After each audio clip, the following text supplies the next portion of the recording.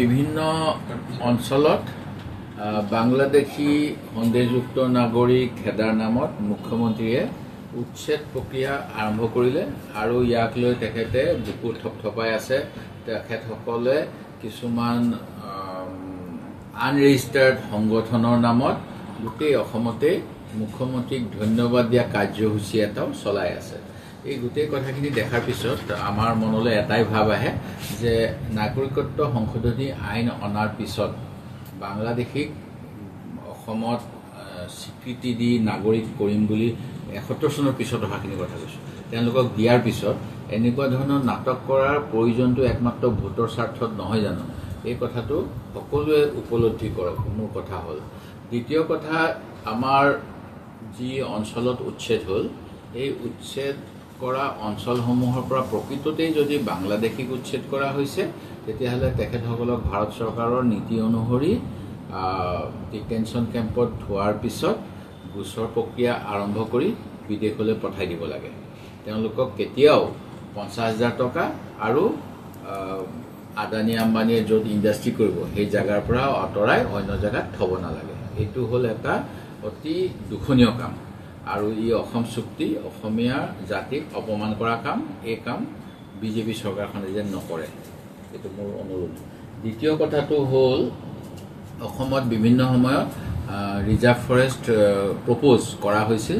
এই গোটেই প্ৰক্ৰিয়াটো এটা আইনী প্ৰক্ৰিয়া। এই আইনী প্ৰক্ৰিয়াত যিসমূহ অঞ্চলত কৰা হ'ব সেই অঞ্চলসমূহৰ ৰাইজৰ লগত জনশুনানি কৰিব লাগে। জনশুনানি কৰাৰ পিছত আপত্তি বিবাদ থাকিলে এজন বিষয়াৰ যোগেদি সেইখিনি নিষ্পত্তি কৰাৰ পিছত যাক যেনেকৈ সহযোগিতা আগবঢ়াব লাগে সেইখিনি কৰাৰ পিছত এই বনাঞ্চল ঘোষণা কৰা হয়, ৰিজাৰ্ভ ফৰেষ্ট। এতিয়া ২০১৬ চনৰ জানুৱাৰী ফেব্ৰুৱাৰী মাহতে গোৱালপাৰাৰ DFO বা অন্য শীৰ্ষ বিষয়াই অসম চৰকাৰে পত্ৰ প্ৰেৰণ কৰিছিল যে আমাৰ জিলাত থকা প্ৰায় ৫০খনমান প্ৰস্তাৱিত অভয়াৰণ্যৰ বা ৰিজাৰ্ভ ফৰেষ্টৰ বন্যভূমিৰ কাৰণে যিখিনি কাম কৰিব লাগে সেইখিনি কৰক। মানে সীমা নিৰ্ধাৰণ হোৱা নাই, ৰাজহ মাটি নে ফৰেষ্টৰ মাটি এইবিলাক নিৰ্ধাৰণ হোৱা নাই। ২০১৬ চনত এই প্ৰক্ৰিয়াটো লাগে বুলি কোৱাৰ পিছত কোনোবা বিষয়াক গোটকৈ নিযুক্তি দিছিলে, কিন্তু গোটেই কামখিনি আল্টিমেট এটা পৰ্যায়লৈ আনিব লাগে য'ত নিষ্পত্তি হ'ব। সেইখিনি কৰাৰ পিছতহে উচ্ছেদৰ কথাটো আহিব লাগে। সেইখিনি নকৰাকৈ যেতিয়া এই কামখিনি কৰিবলৈ গৈছিল, তেতিয়া কোনো অঞ্চলত কোৰ্টেও তেওঁলোকক ক'লে যে আপোনালোকে গোচৰ মীমাংসা কৰা যি নিষ্পত্তি কৰিব লাগে সেইখিনি কৰাৰ পিছতহে উচ্ছেদ কৰিব। এই কথাখিনি অসম চৰকাৰে একেবাৰে নাই শুনা, ভাইলেট কৰিছে।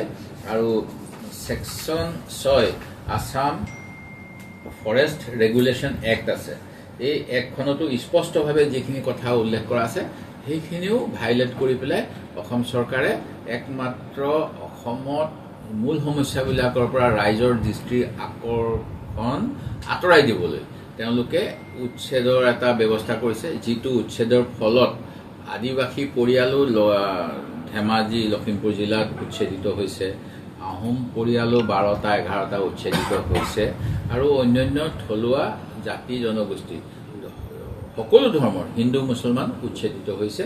এইবিলাক ভুল সিদ্ধান্ত কেবিনেটত লৈ আছে।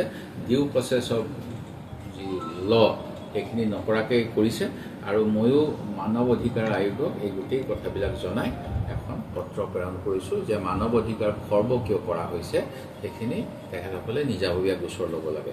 মই নাজানো কি হ'ব, কাৰণ আপোনালোকে জানেই দেশৰ ইলেকশ্যন কমিশ্যনলৈকে এতিয়া হস্তক্ষেপ কৰাৰ বিজেপি এটা ব্যৱস্থা কৰিলে, যাৰ ফলত বগাজ ভোটাৰ বহুত সোমায় নিৰ্বাচনী ৰায়টোকে মানে তেওঁলোকে বিপথে পৰিচালিত কৰিব বিচাৰে।